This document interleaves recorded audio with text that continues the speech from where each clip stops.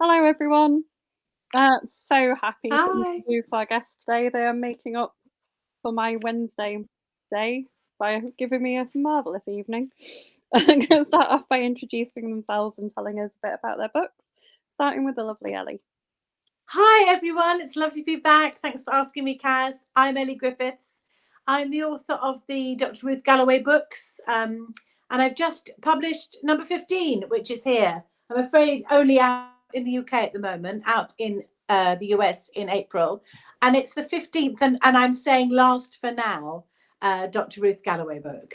So that's me. I've also got a Brighton mystery out later this year and some more stuff in the pipeline. So that's me. Lovely to see you all. And Niko? I'm Niko Wolf, and I'm the author of Birthday Girl here, which paperback comes out in the UK tomorrow, actually. And it's about a man and his wife who go out to the beach for the weekend, and his wife disappears. And he sees her again 20 years later, and it's about his journey of discovering what's going on. And you two are old friends, right?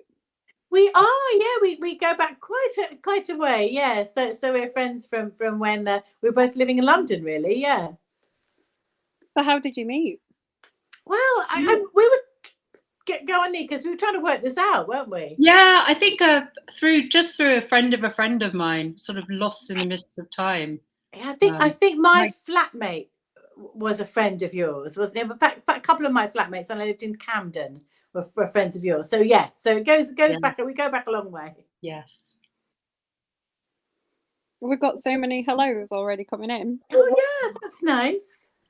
Mills has said hello. She also said she loved The Last Remains. Sam said hi. Karen has said hello. And so is Leslie and Laura. Oh, that's nice. I wanted to know about, you've both got quite unusual families in your books. So not the kind of traditional sort of married with 2 kids kind of families in your books. What made you both go for those? Oh, that's a good question, a good take. I just think I'm quite interested in the different ways people can be a family, and I suppose as I've now written 15 books, I know it's very different, Niko, with your book, which is a standalone. So in some ways you could do anything you wanted with it. But I suppose as the series has gone on, all these kind of untraditional families have appeared, and different sort of support groups. So you have Ruth and Nelson and Ruth's daughter Kate, who Nelson calls Katie, and Nelson's family and how those families overlap. And you've got Judy and Cathbad and their blended family, I guess you'd call it. And Tanya and her wife Petra, and all sorts of different families. So I think that's something that's kind of grown organically for me as the book has gone on. What about you, Niko? Yeah, I agree with Elly. I think there's the whole concept of your biological family that unfortunately you're a bit lumbered with.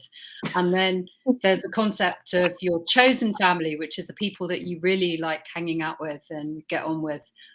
In my book, again, it's a sort of fairly, I think the most non-traditional aspect of the family in my book is that the protagonist is living with his disappeared wife's best friend. So that's, I trust that's fairly unconventional. Yes, you'd hope so, wouldn't you, really? I hope so. But also the relationship that he has with the son as well. I think that's all really well done in your book, and how kind of difficult that is sometimes, that sort of relationship, especially with this disappeared mother. Yes, and his girlfriend being a step parent and all of those sort of dynamics that go into that, I think. And also, like, if I think of, Nelson and Michelle and, in the Ruth books, and that's quite a complicated dynamic, right? Yes. And things just get more complicated, don't they, as time goes on? Actually, I've just this second thought of another link between our books, which is there is a disappeared woman at the centre of it. So the missing student in my book, Emily, the missing student, and Maddie in your book, who it's making a sort of absence central, isn't it? Yeah. I enjoy that. I enjoy that. I've yet to read The Last Remains. I've ordered it. It comes out a bit later here than that. I'm so sorry. It's late in US, and I've just seen my friend Lynn coming up in the hello. So hi Lynn from California, and I literally genuinely went to the post office to try and send early copies of this to Niko and to Lynn, and there's a you can't send packages over abroad now because of this data leak or something in Royal Mail, but you can't send them by Royal Mail. So this is my feeble way of saying I'm sorry you haven't got the book yet, Lynn and Niko. That's all right. It just means we can't have any spoilers today in our chat. Well, no spoilers either way. And your book, which I've read and was lucky enough to read in quite an early stage, actually, it's really hard to talk about it without spoilers, isn't it? I know. Yeah, we had that conversation when we filmed the promo. It's really hard to ask questions without spoilers. Yes, it is. I'm sort of wondering what to say about it. Apart from, guys, read it because it's really good. It's even harder to answer them, let alone ask them. I think. Yes.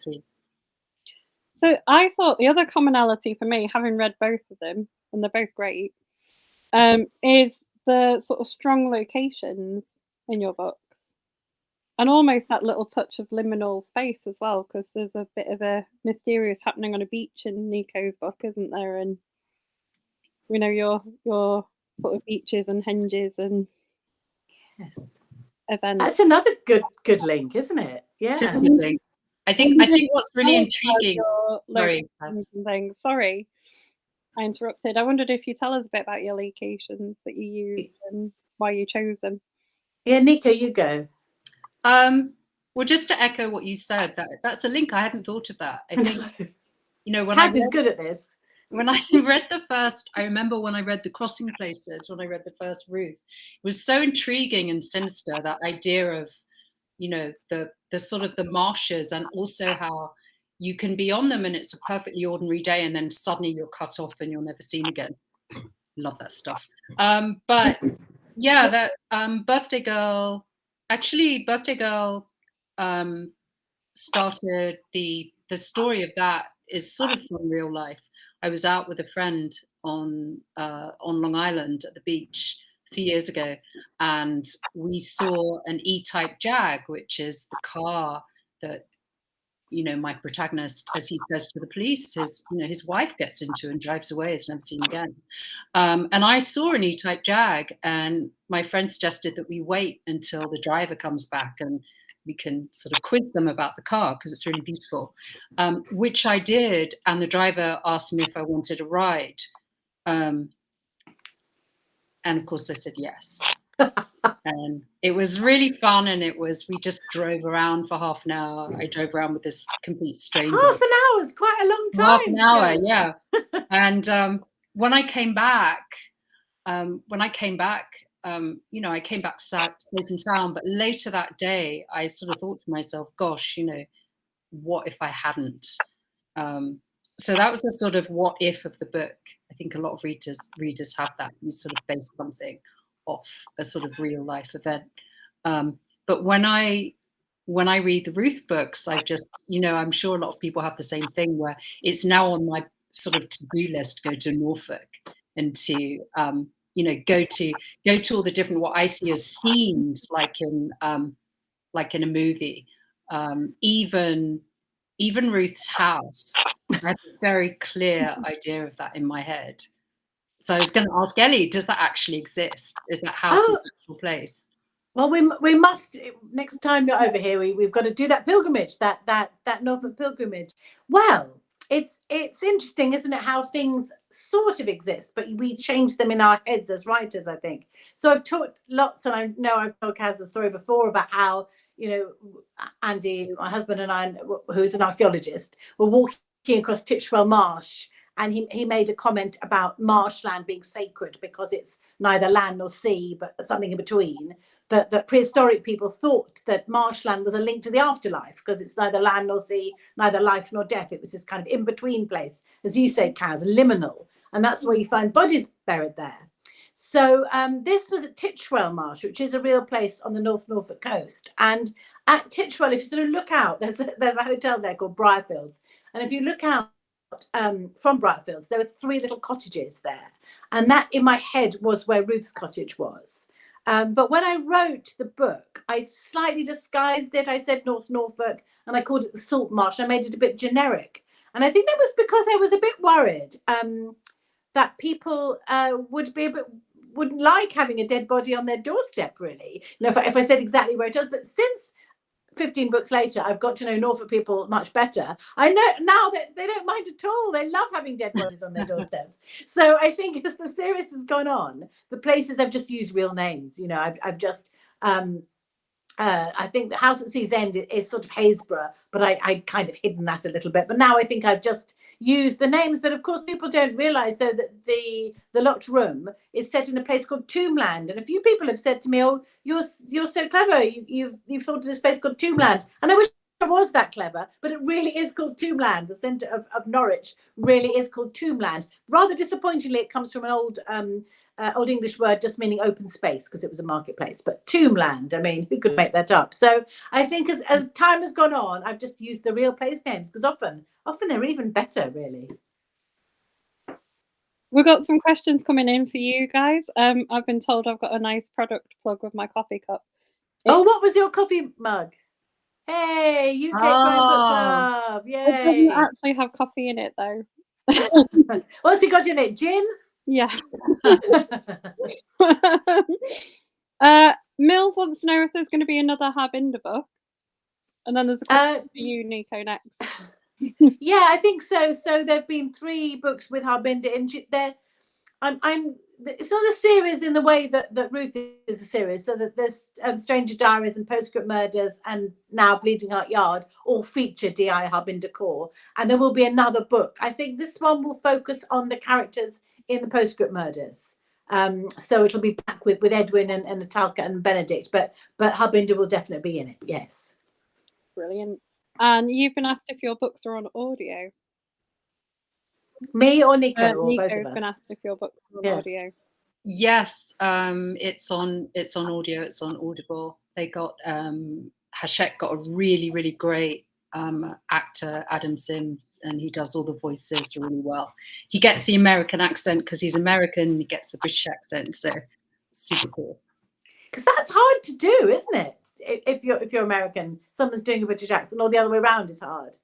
Yeah, I can do neither, it seems, but your voice never changes. I'm always really admiring of the people who can do other accents and things. Who reads your audiobooks, Elly? Well, it's a really, really good voice actor called Jane McDowell, and she's done nearly all of them. I think there's 2 that somebody else has done who's also really good. But Jane is amazing, and I don't know if you got these emails, Niko, but I love getting emails from her because she reads the book quite early on, and she sends me these emails saying, "So this character, should they be RP with just a little hint of Norfolk overlaid with Scots?" And you think, oh, okay, yes, why not? And then she'll do that voice, you know, to just add a little bit. And there've been a couple of occasions in the Ruth books where somebody's brought up is a plot point. And how do you do that? You know, because on the page, of course, you can just say, "Oh, turns out that was Northern Irish. Ah, you didn't know that." But of course, with a voice actor, they sort of have to imply it. So she's done very well sometimes at just doing a little tinge to the vowels, which make you think, "Oh, where does that person come from?" And it's quite hard to tell sometimes, isn't it? So I just take my hat off to them. I think they're amazing, really, those artists. Yeah, it's a very specific skill. I remember someone saying to me, "Oh, you're going to do the voiceover for your, you know, the narration for your book." And I thought, God, no. It's a real thing. And I think, Elly, it's interesting that you speak to your narrator, because I asked if I could speak to mine, or rather, I said if he had any questions, like, to let me know. And he told me that he doesn't really speak to a lot of authors.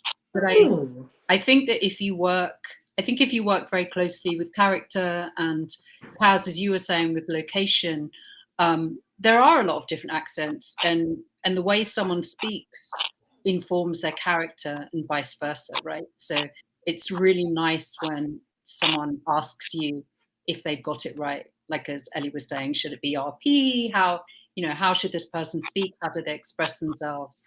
And just looking at speech patterns. And I know that when I read the Ruth books, I can open the book at any page now because I know the characters, and I know if Ruth is speaking, or I know if Nelson is speaking, for example, because they're such. Oh, good. Yeah, they're so specific as characters. Well, I think you're very good at that, Niko, because you are British. I know you've lived in the US a long time, but you do that rhythm that's that American rhythm so well. And like you say, when you're reading it, you do find yourself reading Jonathan in that way, don't you? And Maddie in a different way. And I think that's very clever, because I don't much like it when writers, and there is one I have in my mind, but I'm not going to sort of name and shame. They do go on, say who it is. They do a real they do sort of regional accents with loads of apostrophes, and I think we're going to go down to Torrin to do, and you think, oh, stop it, because you can hopefully get accents from just rhythm. I think rhythm, and also like who someone is and how they think, just if describing things that they do, like describing their body language and how they move and the decisions they make, and their word choices. Yes. I sometimes had been writing a piece of dialogue and thought, oh, that I want to have them say this thing, and then I think, oh no, because they've never used that word, and I have to forget about it. So. And some people don't even think. I think Nelson probably does in a sort of metaphorical way, whereas you and I might think, oh, that bit of thread is just like the tail of a tiger. That's really bad. I'm sure we wouldn't think like that. But I don't think Nelson just think, oh, a bit of thread's in the way, So not everyone thinks like that, do they? Yeah. And Elly, I wanted to ask you, do you have you cast anyone from your books, like, in your mind? And I'm always sort of on the lookout to see if there's going to be a TV adaptation. I know there's been sort of gossip and talk about it. Oh, thank you for asking that, Niko. Well, as I think you and I have discussed a few times, they have been optioned 5 times now. So by different, so over the years by sort of BBC, ITV, by a couple of independents, now by CBS. And it's a world, isn't it? It's a world. I know, because you're a scriptwriter too, aren't you? So you know it better than I do. But it's a really unforgiving world, because you can spend months, years, can't you, on a script, and it just doesn't come to anything. And I've seen some not so good scripts about Ruth, but I've seen some really good ones by really good script writers, and they just don't come to anything. But the original thing about have I cast it, and I'm going to ask you the same about Birthday Girl. Originally I thought that Ruth Jones would be a very good Ruth. She looks like the Ruth in my head, Ruth Jones, she's in Gavin and Stacey, but maybe don't think of her in that incarnation. She was in a thing called Stella, and she's been in various other things. So I think Ruth Jones looks like my Ruth. Nelson in my head always looks like Ted Hughes. Those pictures of Ted Hughes, and he's in his waders in a frozen stream, looking very grim. That's sort of how I imagine Nelson. And the actor who looks really like that is Richard Armitage. So, but I know Lynn is on the chat, and she literally has cast the whole series, and she's done these amazing collages. She has of all commented of them. on the chat saying, "Oh, has she? I think everyone in capital letters." She has down to Fella Hennessy and the minor characters, and she's a big advocate, which I'm going to say, of Brendan Coyle, who is from Downton Abbey as Nelson, which I can see, Lynn. But so, Niko, where have you? First of all, has there been TV interest? I think there has been in A Birthday Girl, and have you cast it in your head? I've cast it in my head, and of course you're asking me on the fly, and I'm trying to remember who I cast. But yeah, there has been a bit of interest. It has a sort of film and TV person out there trying to speak for it. But who would I cast? I think that my main character, Jonathan, the writer whose wife disappears, he would be. I think someone suggested John Krasinski from the American. Love John Krasinski. Yeah. I think he would be fantastic, because he's like just this nice guy, and he's sort of slightly Yeah, I can just imagine him as a sort of best-selling crime author. And If and only. and I think Maddie would be. There are a few actors that I saw for her, but I think that everyone in my book is also slightly irritating by design. Um, Modeled them after myself. So Maddie is sort of in film in terms of the film trope, you sort of describe her as the manic pixie dream girl film trope, and I think for that reason she would maybe be played by someone who's a bit like maybe Angelina Jolie and Girl Interrupted. Oh yeah, Something like that. So slightly edgy. yes. What about someone like Carey Mulligan? I don't know. She can be quite annoying. She keeps calling me, she keeps calling me, yes, and I just, Yeah, just stop her doing that. It's just too much. Get a cease and desist order. You've also got capital letters, Elly, from Lynn saying CBS ? Oh, well, CBS have optioned both the Ruth and the Binder series, but they with the Ruth books they've undertaken to cast them in the UK with the British cast, but that option's nearly up, and I'm not sure anything much is going to happen with it. But you never know. So it was very exciting getting a call from them during lockdown, and I was in my little writing shed, and these very shiny people appeared on screen, and turned out they were talking to me from LA, so I was very excited. But it often starts with excitement and then peters out a little bit, so I feel enthusiasm has petered out a little bit, but you never know. And someone suggested Kate Hudson for Maddie. Oh, yes, Kate Hudson. Yeah. Thing about Kate Hudson is before she speaks, she always goes, "Woo!" That's an obligatory thing you have to do when you're an American. Yes, I haven't learned it, but the woo, yeah. Even in the film, the one at the Knives Out sequel, I don't know if you saw that one. She was a very woo character. She was. I'm going with Ruth Jones. I think she's really, really good choice. Yeah. I was thinking Kate Hudson would be Maddie, though. I think she would be for you. I think. Yeah, I think that was the suggestion. She could do that. Yeah, she could. Yeah, I'll ask her. Yeah, tell her to have a chat with Carey when they're on your doorstep. You've been asked, Elly, and if there's going to be a Cathbad standalone or series, and then someone else has backed that up, and neither of them were me, but I'm going to third it. I wonder if it was Michael John Sims, because Mills him up. So I think he and your dad, Kaz, have been the two who've suggested this most, really, him and David. It's something I'm thinking about, Michael, definitely. They did an anniversary edition of The Crossing Places, which is the first Ruth book. And they wanted something fresh and new to go in it. So I wrote a new short story about Cathbad. And I really enjoyed doing that. So a Cathbad prequel will probably be on the cards. I'm also doing some short stories which will be out next year, and definitely there'll be some Cathbad short stories. And it's quite a nice way, isn't it, short story, of trying out whether a particular direction works. So I think there'll be a little bit of there'll be a few Ruth and Nelson and Cathbad short stories that maybe I couldn't really fit them into the books. So I'm going to enjoy doing that. Our special edition of The Crossing Places was sadly Cathbad storyless. Oh no! Well, let me send you another one. Remind me. That's very sad. How strange, though. Yeah, it's weird. Maybe you got a very early one. I don't know. Okay, well, remind me. Special one, because it's like nice, but it doesn't have the story. Oh, remind me, and I'll send you one. Make up our own.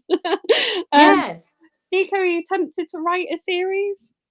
So you got a standalone now, but you're tempted to go into writing a. Elly keeps starting standalones and they become series. I know. I'm really tempted. I think the thing that's challenging with a series, and I see this with Elly's books, because she does it really well, which is getting that balance of, if someone comes in to say book 5, helping them understand what happened before without sort of rehashing it in a really tedious way. And I think I would end up rehashing it in a really tedious way, unfortunately. I don't think you would. But I have thought about it. I like the idea of writing from multiple points of view. So maybe, writing the story from, Maddie's perspective or from the perspective of one of the other characters. But I am actually already on the next one, and it's not related to Birthday Girl, unfortunately.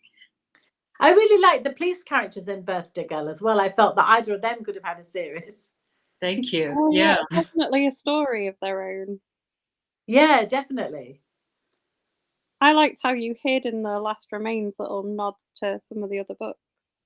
Oh, good. I'm glad you noticed that. Yes, I tried to mention something from all 15 or 14 of the previous books. Yeah, so without being too obvious. But I mean, Niko is so right. Probably the biggest problem with the series is new readers couldn't start anywhere. So the book has to stand on its own as a complete story. But there's obviously stuff that's gone on. So you don't want to spend too much time saying, so Nelson, who is chief of police, but also has a child with Ruth and is the father of this. Or you can't ever say, which you would always say in life, wouldn't you? You'd always say, God, do you remember that terrible summer when X murdered Y? That's what you'd say. But of course, in a crime fiction, you can't say this, you don't want to give it away. So you have to say things like, do you remember that terrible summer, ... which can get a bit annoying if you do too much of it. Mills is an absolute gem. She said, we're all in trouble. If Waterstones has Birthday Girl in tomorrow, she's getting it. Oh, good for you. Read it. It's great. She keeps buying books that we mention in here and then blaming us. That's the trouble with UK Crime Book Group, isn't it? I have it too. I feel your pain, definitely. And she's asked you how you feel about The Last Remains being the last for now. And then we're going to ask you what you're working on now, both of you. Okay. Well, it has been quite a mix of feelings, actually.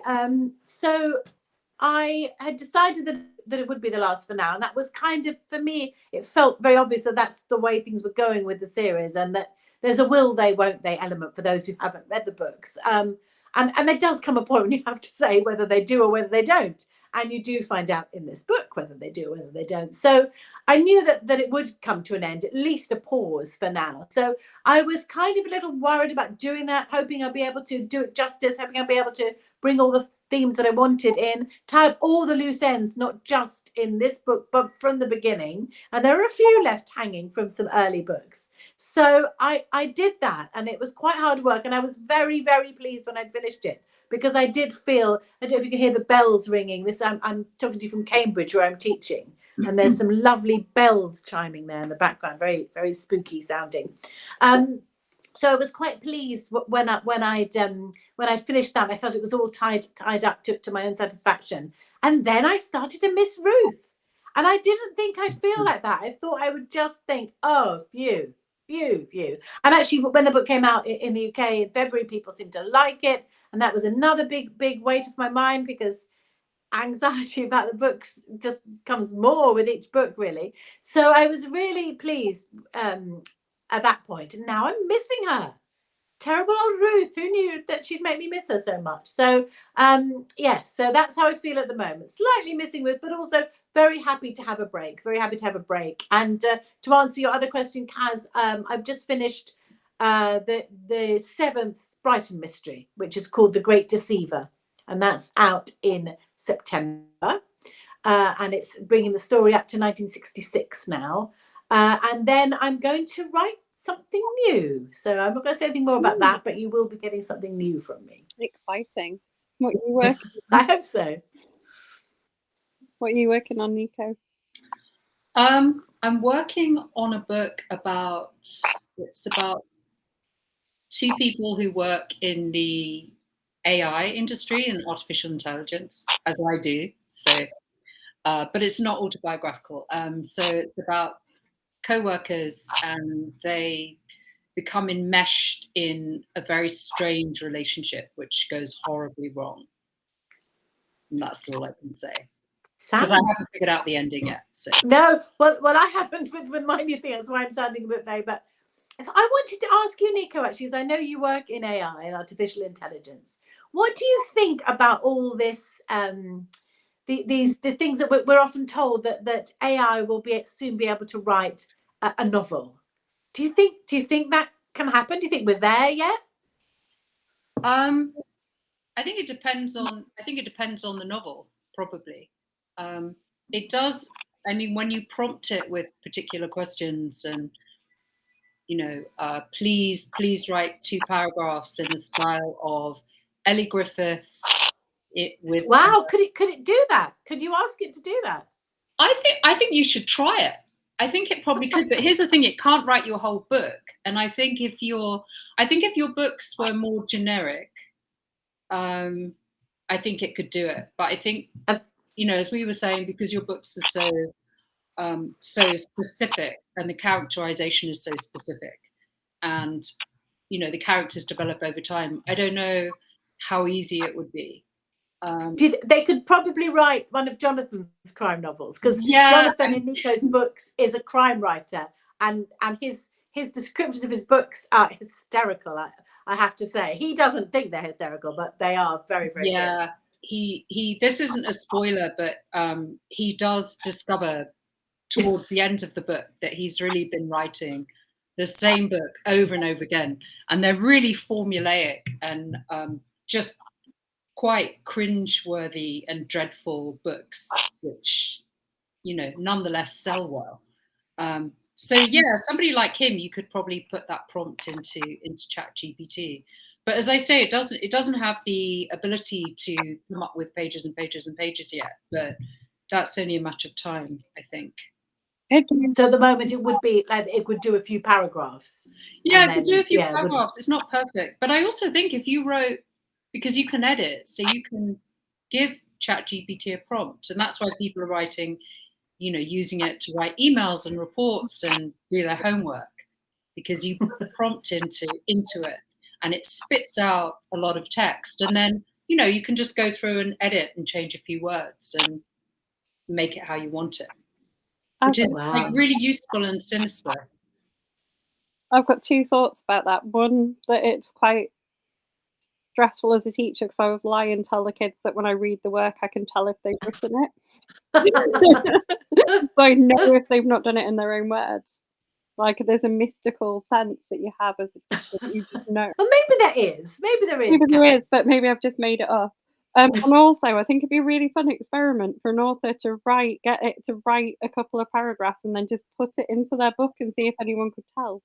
Oh, yes. You could maybe offer a prize and be like, in this somewhere, there is 2 paragraphs not written by me. That's very interesting. I remember reading that when Elizabeth Jane Howard was married to Kingsley Amis, they were both writing a book. He was writing Lucky Jim, and I think she was writing After Julius. And they wrote a paragraph in each other's books, and nobody noticed except her brother, who noticed immediately when he read it.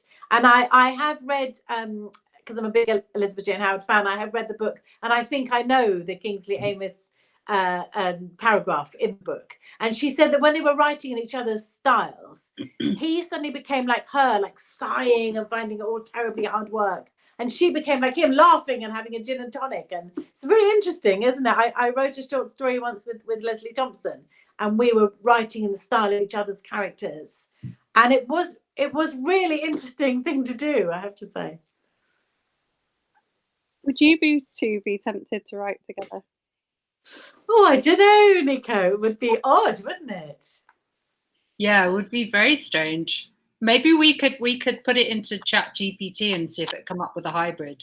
Yeah, that would be so fun, wouldn't it? Yeah. Maybe we could do a short story or something. But it would be kind of interesting, wouldn't it? I think on the basis of it, our books are quite dissimilar. But I think there are some things in them that probably are a little similar, like maybe some bits of humor and things like that. Yeah, I was going to say, I think I was thinking earlier that one of the things I really appreciate about Elly's books is the aspect of humor, and I think that's partly a British thing, because I think in America people can be Apologies to any Americans on the call. I bet there aren't there. But anyway, we'll see. Oh, there are some, I know. But, people can be quite sort of self-serious and take themselves quite seriously. And so I think it's really nice when you get a book, especially if the book is about dark things, that there's a little bit of humor injected into it. Like, for instance, Ruth as a character always, I think, Elly, I told you this, like, it's really funny because she's working on serious things and she's working on these often quite distressing cases, but she's always ready with a wry observation about someone who she's not impressed with, which is very, very funny. I love those bits.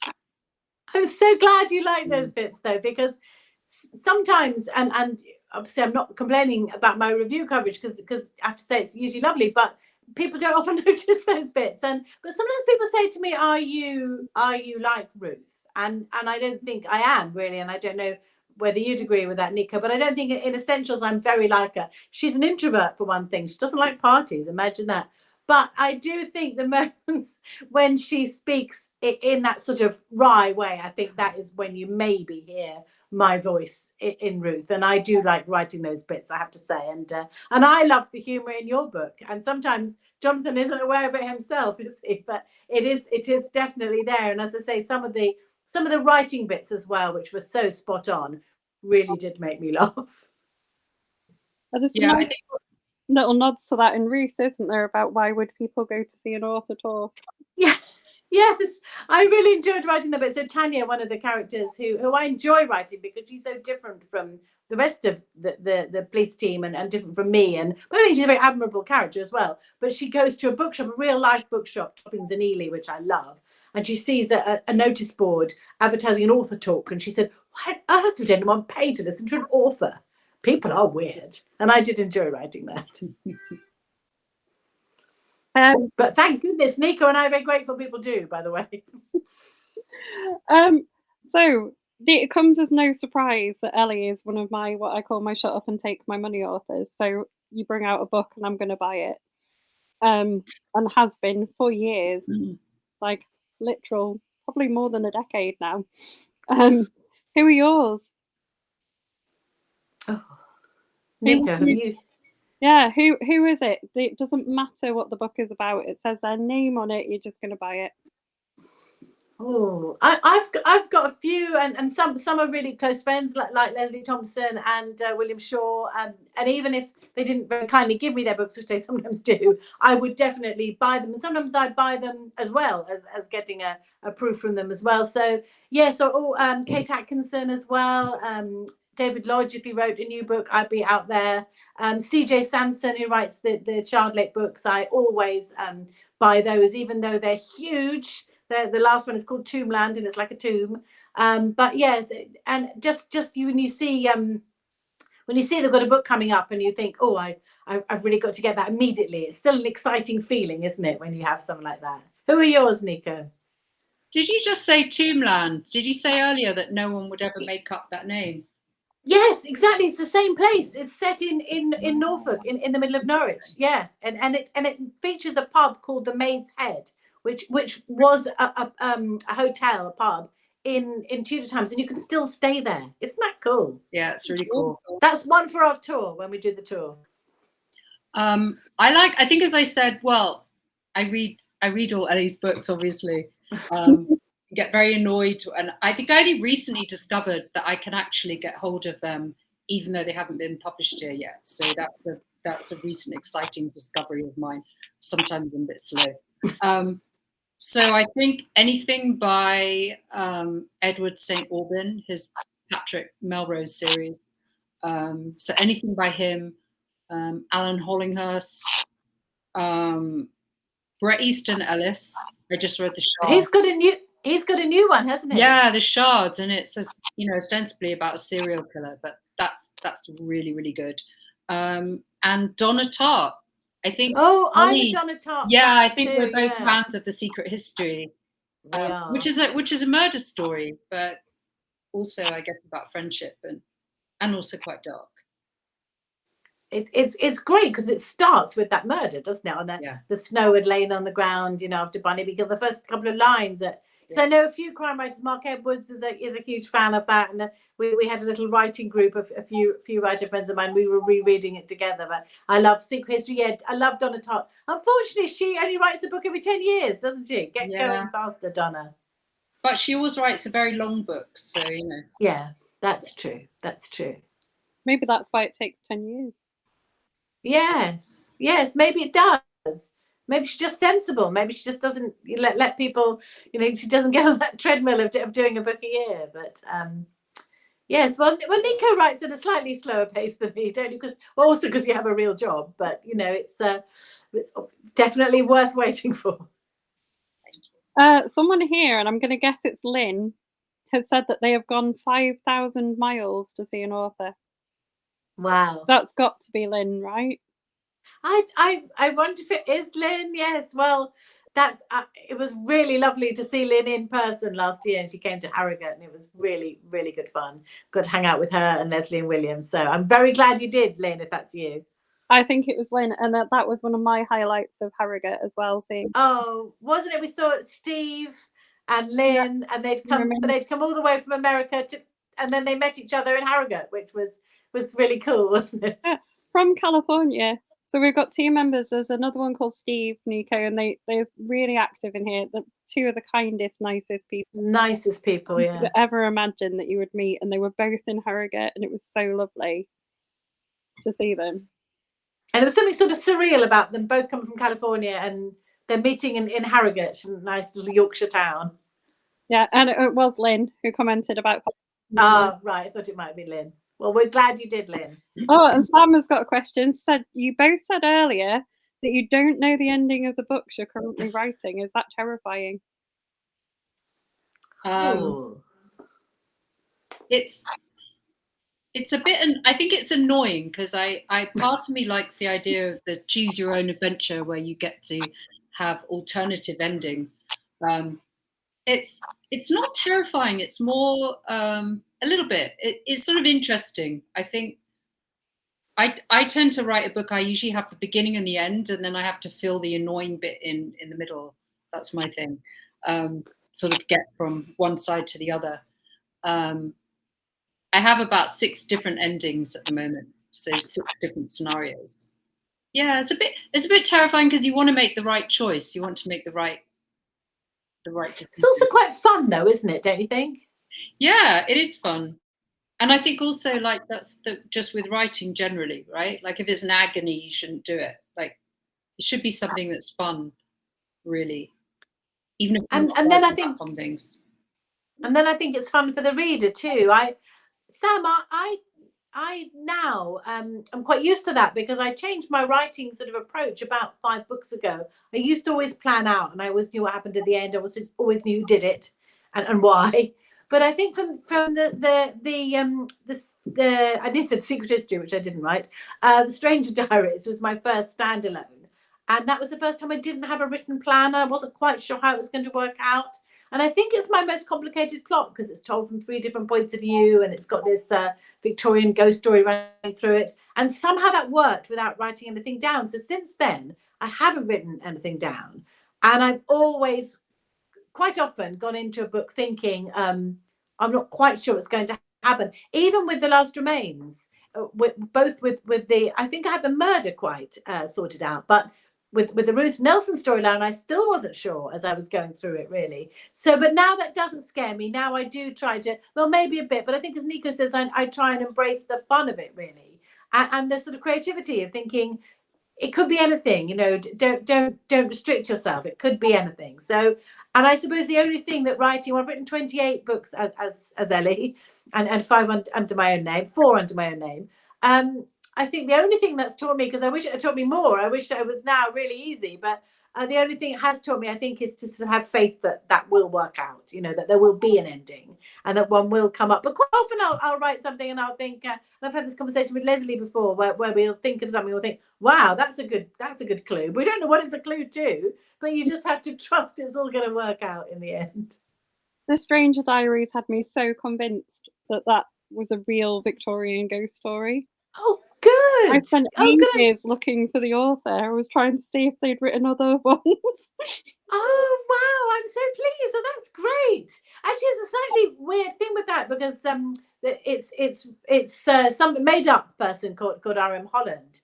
And Niko, I was in Stenning, which I know you know, in Sussex, and the local school there, Stenning Grammar, has has a Holland house in it.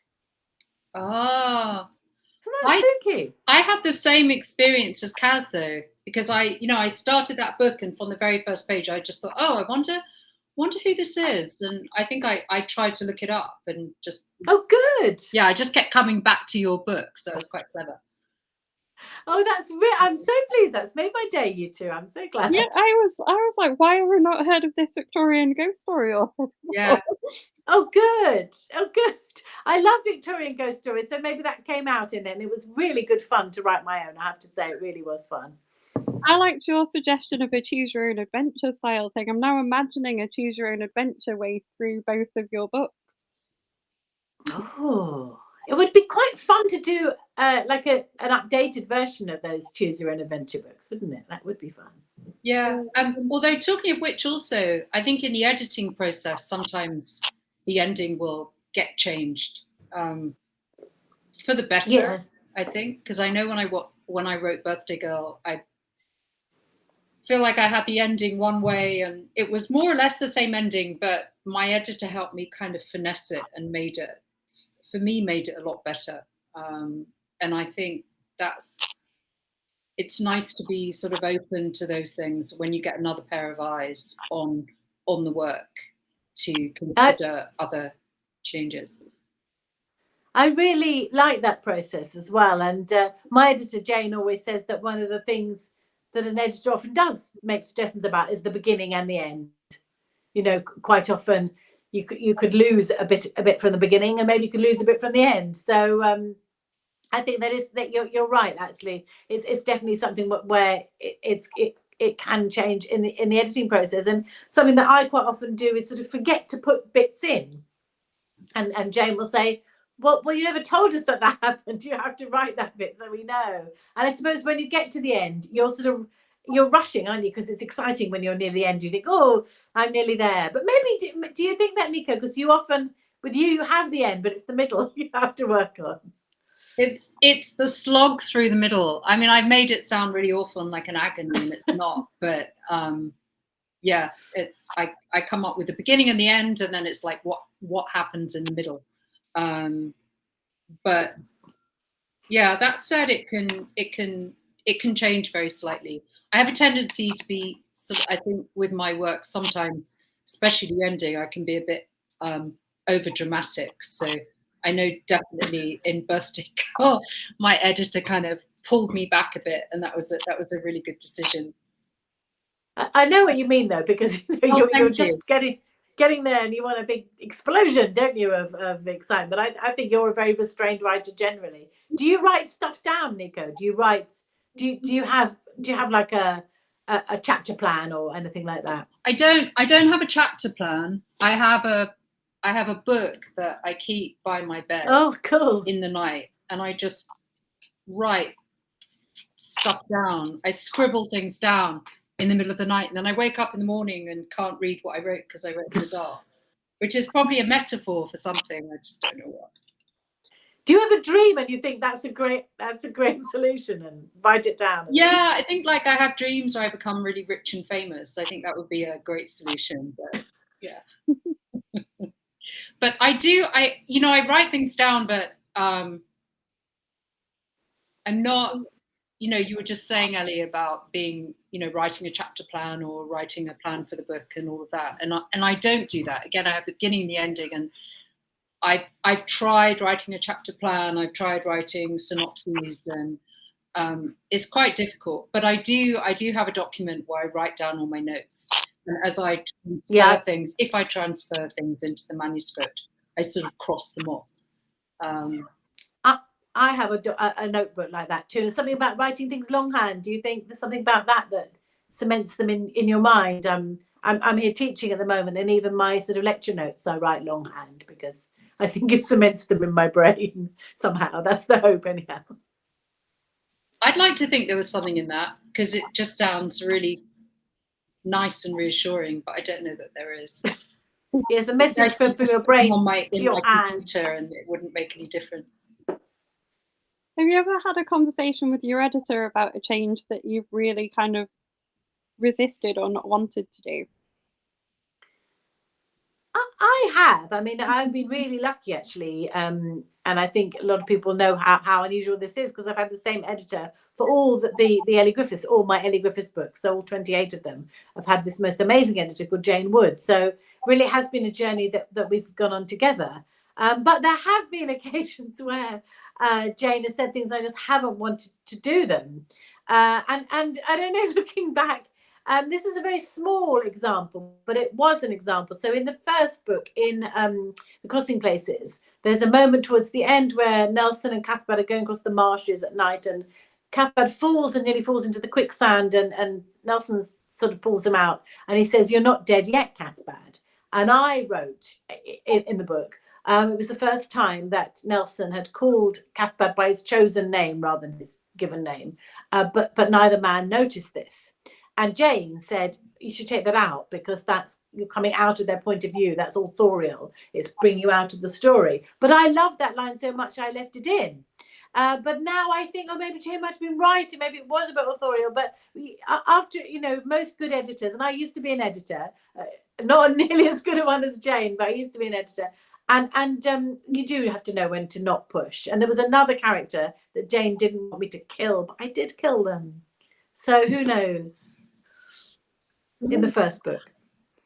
What about you, Niko? Did you have any clashes or not clashes, but none that I feel I could share? I mean, like you, I had a brilliant editor, Mafalmi Moore, and I think I don't know if this is true, but I sort of imagine that most writers get the editor that sort of gets their book, and that's why they take it on. And I think that's a real treat, is to, if you're sort of writing on your own and you don't know if you're writing the right thing or if it makes sense or if it's crap. I mean, I never have any idea. And it's such a treat to have an editor sort of step on board and go through that whole process with you and tell you the things that are good and the things that could work better. I think with Birthday Girl, it was quite difficult because